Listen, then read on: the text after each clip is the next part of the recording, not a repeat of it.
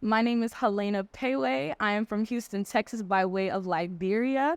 I am a college student and an entrepreneur. And this is my Project Tré interview. I feel like I consciously knew I was African really from just like a very young age. My parents, they immigrated to the States from Liberia. My dad came here to get new education and obviously offer my siblings and I opportunities that he didn't have. So that was something that was always evident in my household, and I always knew I was Liberian. And then obviously I would just say, when I realized it was different, I would just say, just going into school, my parents, they speak Kolokwa. That's Liberian English. It's obviously different from other people. And so I feel like that's when I realized it was different.